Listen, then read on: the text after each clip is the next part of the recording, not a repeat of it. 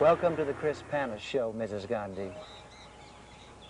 It's a wonderful pleasure to be here and to be able to interview such a wonderful person as yourself. Today and yesterday, literally hundreds and thousands of people are just coming into your walkway and pleading that Mrs. Gandhi return to power.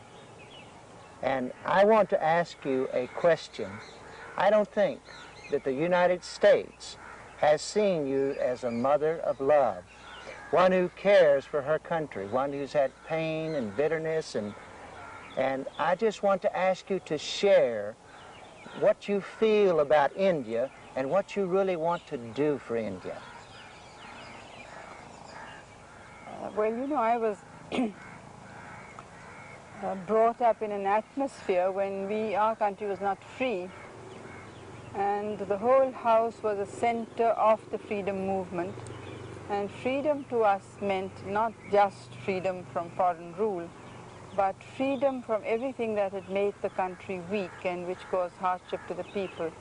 That is poverty, economic backwardness, and all that that implies. So I was always had this very deep commitment to the Indian people, and because I've always lived amongst, well, literally masses of people coming to whichever house I've been in, before and after freedom, and they come to tell their stories they share their joys and their sorrows. So I've been very much involved with it, and I feel it's happening to me. And I think that I'm able to convey this to them, and that is why they've come to me, whether I'm in power or not. But most people abroad do not see politicians in that light. For them, politics is a career. Now, to me, it's not a career. It's something that is it's essential to do. And until we can remove poverty, I mean, we can't remove it absolutely, of course, but until we can lessen it and raise the standards of living of the people so that they can have some human dignity, live a life of decency, and begin to stand on their own feet, I feel the task is not over. Well, you have a tremendous job. My wife, Ernestine, commented to me over the last 11 years we've been coming in and out of India, the great change in the country itself, and she commented many times, oh, Mrs. Gandhi has done such a wonderful work here in India, and we want to certainly tell you what the people of America think about you too. I wanted the people of America to really feel your heartbeat, and I don't think that you've been given a fair chance in America for people to know the real Mrs. Gandhi. And I am hoping that you will share a little bit about some of the things you'd like to do for India when you come back into power. Well, the basic thing is to let the fruits of independence reach to the people. Now that means it's a long and very hard journey, and nothing worthwhile in life is easy, ever. Now what we have to do is my father built the foundations of the nation, and we have been trying to build over it, to try and increase our production of agriculture and industry, because it's only when you have the goods that you can give it to the people. Then we have to ensure proper distribution so that what we have is not confined to a few rich people or a few cities, but goes to the furthest points and perhaps those who need it most. Along with it, we have to see that the people get social justice, because we've had many social evils, and there are people who've been denied, even though, I mean, they may not be poor necessarily, but they haven't had the same opportunities as others, or there's been discrimination. Now we have to fight against that, things like casteism, or what we call communalism, that is, you know, any one religion being considered less than the other. Yes. You know, in our country we have all the religions of the world and very large minorities. I wish you would comment about the minorities a little too. Well, you know, we have, the last census showed about over 60 million Muslims, but I think they've gone up considerably since then, and about 15 million Christians. Now, they're citizens of India, and we believe they should get equal opportunity. And I think that I was able to do a great deal in this direction, because in the early years when I was Congress President, or even before, I discovered that a lot of people felt that how can a minority person become, say, Chief Minister of a state, because the majority is another religion and they just won't stand for it. So I worked for it without any fanfare or slogan mongering, and I was able to change the atmosphere so that we've had now Muslims in the highest possible places, like President of India. This one. What do you think about the President's speech last night? Well, I haven't read the speech, but I'm glad he's assured us that elections will take place in time. If there were doubts, it's not we who are creating them. It's important members of the ruling party who have been talking rather loosely and say, well, maybe they won't be held, maybe there will be a border incident, maybe there will be something else. Let me ask you this. How is the money coming in for the campaign? Well, I'm sorry to say there's precious little money. We print coupons, you know, and then we, so that however small an amount it is, the person gets a receipt for it. And most of the money is by very ordinary people. There are some people who give an amount every month, quite small amounts, and others give specifically. Sometimes the candidate himself will collect. Then the individual people, in other words, the little people out there that have very little money, yes. They're the ones that are giving to Mrs. Gandhi, yes. because they believe in her. Yeah, and I'll tell you this now. For instance, when I go by train, the porter doesn't charge. Now, when we say, no, you must take the money, he said, well, all right, I'll take it, but you put it in your fund, and, you know, he'll hand it back, that sort of thing. And so you get many gifts that people will just walk from right off the street and say, Mrs. Gandhi, please let me contribute to you. Well, we don't get enough such gifts, but we do get them. Yes.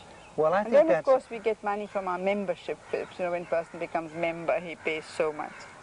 Then existing MPs or members of the Legislative Assembly of our party, they have to give so much of what they get. How could the people of the United States help Mrs. Gandhi? Well, the main problem is there's been such hostility in the press and the media that there is a need to create greater understanding. Now, part of this is because they have never considered India as part of their global strategy. I mean, it's always, you know, they're worried about Pakistan and they're worried about China, and India just happens to be there. And the other thing is that because of the power of the United States, many countries have done exactly what they were told to do. Now, we have a very clear idea of our national objectives and goals and the road by which we want to reach them. And we find it's not always appreciated, especially by the administration there. So they think we are just being difficult. Although, I mean, it's not nice to say, I told you so, but in many things, Vietnam and so on, what we had said, well, if you go along this way, this is what's going to happen, and that is what did happen. So we have to look, each country, but I mean, I can only speak for myself, each country has to look for its own interests and its own future. We certainly want friendship with all countries, and we place very great value on friendship with the US. I'm happy to say that although the administration and the press have not always been with us, the people have been very friendly. Yes. And I mean, the people of the United States have always said good things about Mrs. Gandhi. And my real thought is how can the people of the United States help Mrs. Gandhi now? Well, this in is this to campaign try to raise money to help you. Well, I don't know if it's proper to raise money abroad, and there are many rules here. It's not easy to get money from abroad. But we do need financial help, and we do need sympathy and understanding. So do you feel that that when should you return as Prime Minister, that actually that you will seek better and stronger ties with the United States? Well, I have always done so, but somehow from that side, there hasn't been the response there should be. Sometimes there's been a response personally. For instance, when I went the first time, 1966, perhaps you saw the papers that President Johnson went out of his way to be nice to me, and this was commented upon by That's because everybody. he was from Texas. I see. But still, his opinion of India was quite different. I mean, he delayed signing the the paper giving us wheat, and that was a time of famine and great difficulty here. So sometimes this kind of, I don't know whether it was advisors who came in the way or what. Do you feel that that everything in India now that is coming right on time? Do you feel that the country now is peaking itself out to where that poverty is going to be definitely debt ridden? Absolutely the contrary, because we have, in the 2.5 years of rule by the Janata Party, we have gone backwards in every possible way. Where we had left so much, we had left a very good bank account in the country, almost embarrassingly large foreign exchange, balance of payment situation, and exports, production, industrial as well as agricultural at its peak. Nothing could, I mean, it was absolutely at its, the best it had ever been, and this was commented upon by the World Bank as well as International Monetary Fund and many universities and other experts, and teams came here to see how we had managed to do it. Now, in these 2.5 years, this is just completely finished. In now other words, practically they have no bankrupt. money. They're saying they have no money to help the drought-affected people. And the law and order situation, of course, is absolutely disastrous. There are so many murders and thefts and dacoities taking place. Nobody's safe anywhere. In other words, this party is more or less for the rich instead of the poor. Well, I would say it has helped the rich, but I would say it just hasn't governed. It's just, the country has just drifted. They just don't have the and authoritarian it's just been rule. No, it's not authoritarian rule. It's just been weak. If you don't know your mind, you don't know where to go, you can't take the first step. I mean, you can go slowly or fast, but They're not well organized then.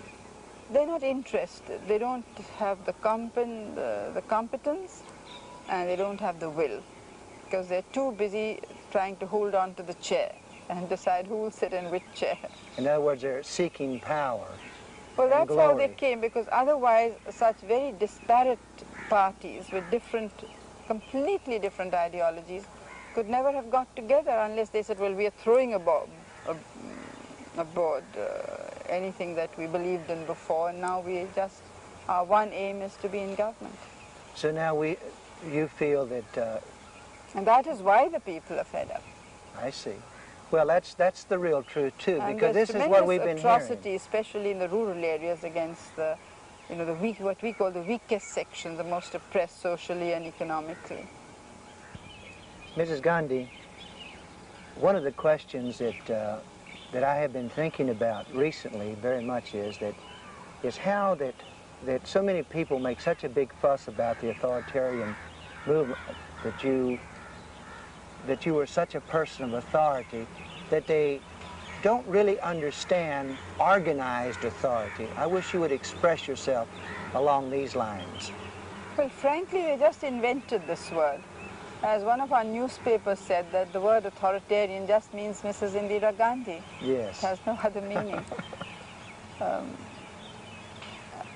The only, because I think I'm the very contrary of that.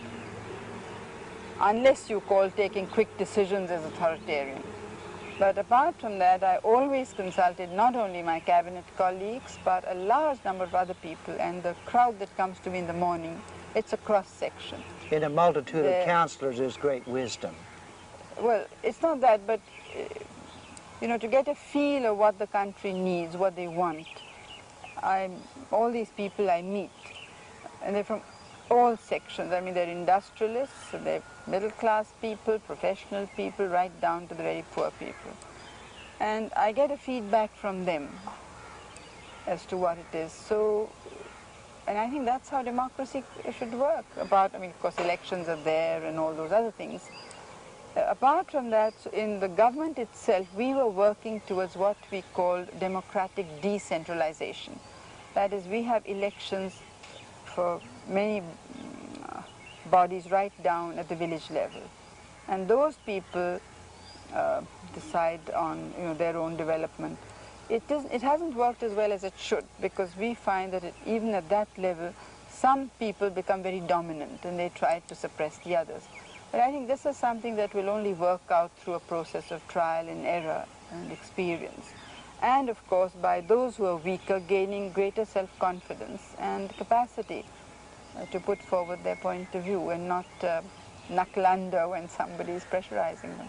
Well, what about the thought of that there was no real suppression under your administration? Well, there was a curbing of democracy, but as I said then, it was in the interest of saving democracy. I mean, at that time I described it as a medicine.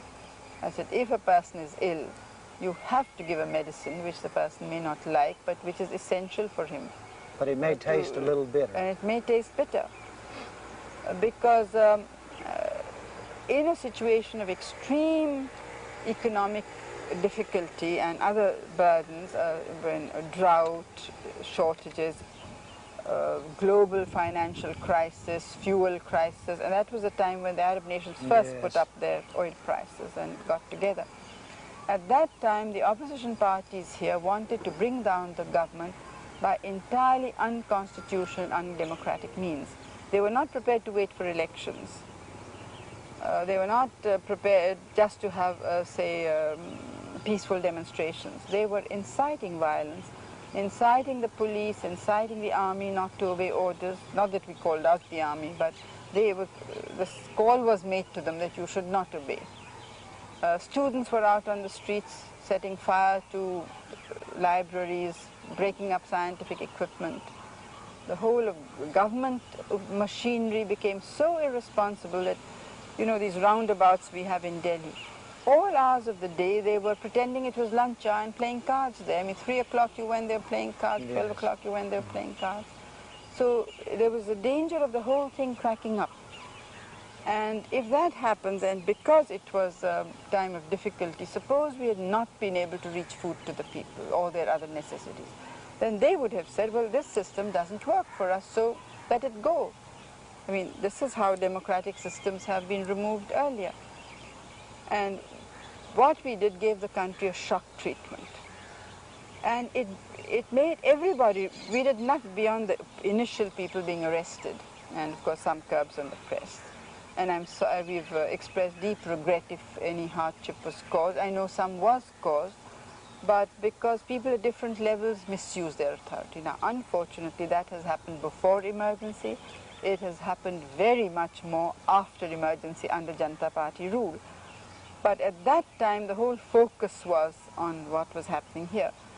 People who were arrested for ordinary crimes pretended they were political prisoners. And I've just seen in a book that's recently come out, somebody being defended as a person of integrity, whereas we know he was arrested for stealing something and trying to smuggle out a very precious book, a Quran, by the way, which belonged to the time of Emperor Akbar, of the Mughals, of smuggling it out of the country. Now, in fact, it's my aunt who's presented him in her book as a man of integrity who's being punished during the emergency. What's the name of that book? The Scope of Happiness. By who? Mrs. Pandit.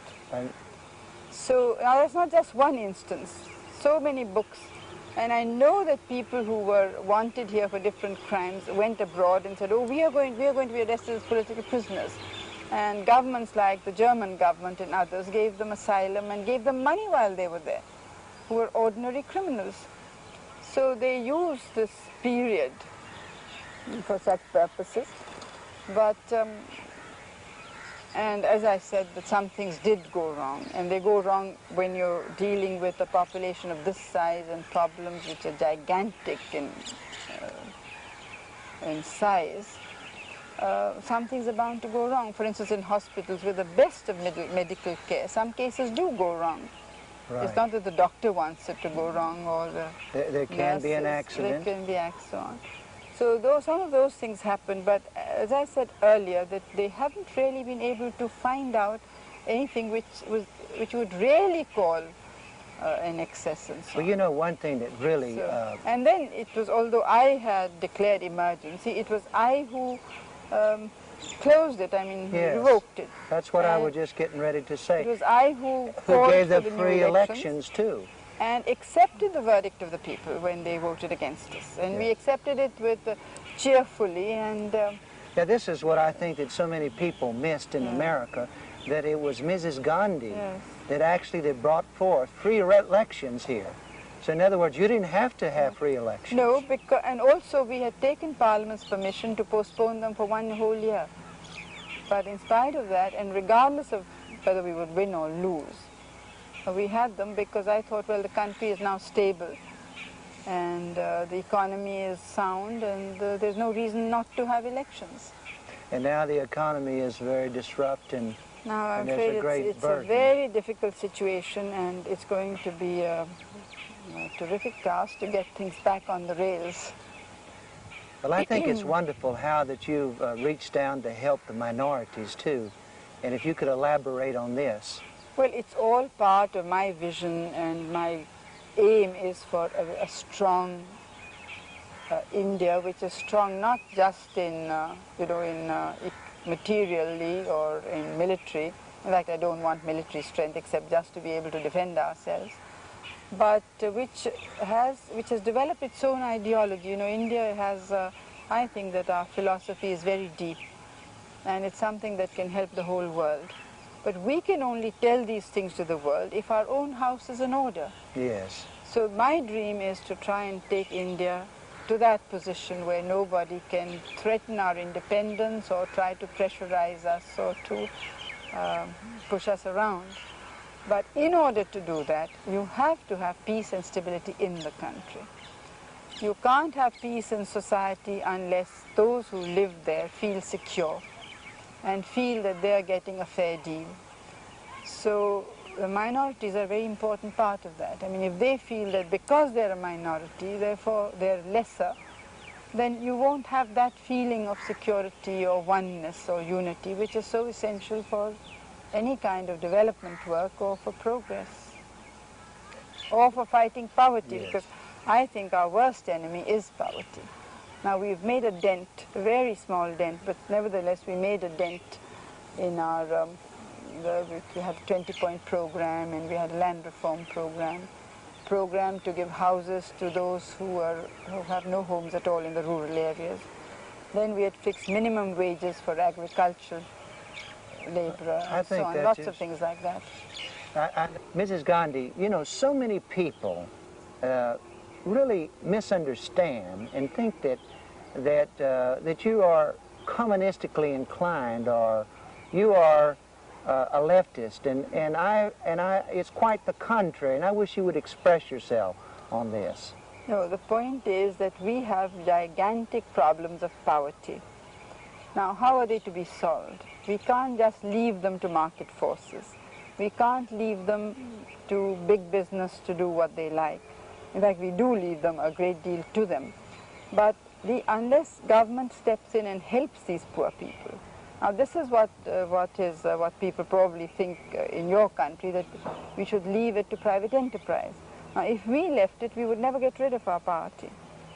So what we are doing is we are not following, we do call ourselves socialists, but it's not a socialism that is followed by, say, the communist countries or by Soviet Union. Or, like today, I had an interview with a Swedish person, because they have a welfare state. Now, ours, we're trying to find our own path. What suits the Indian genius, what's going to answer the questions asked by the Indian people, what's going to meet the demands of the Indian people.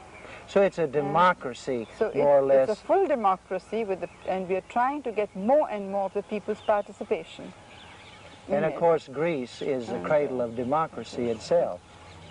And so it's a democracy itself that It's a democracy, but the government has to do many things here, which it may not have to do in an advanced country like yours. But I believe it is more and more doing things. Yeah. Do you know, one thing that I think that's so misunderstood today is in America that the people of the United States cannot visualize poverty the way it is here in India. And when my wife first came to India back in 1967, 68, she could not bear it. Yeah. But when she came 11 years later, after you were in power, it was just like a complete different country. Well, there still is a lot of poverty and misery, but we can only say that we are trying our best to fight it. Well, we know that you're doing your very best, and we appreciate you. And we want you to know that there are many in the United States that love you, and our government loves you. And we all feel that there is a tremendous upheaval coming forth of great success. I have a theme song that says, "The best is yet to come." Yeah. And I believe that for you. What would be in our departing words for America? Would you have a word of love or a word of wisdom that you could share with our people in the United States? Well, America is, it's been a land of hope for many people. And it's even now throwing up some of the best ideas in all spheres. On the other hand, it has its own difficulties.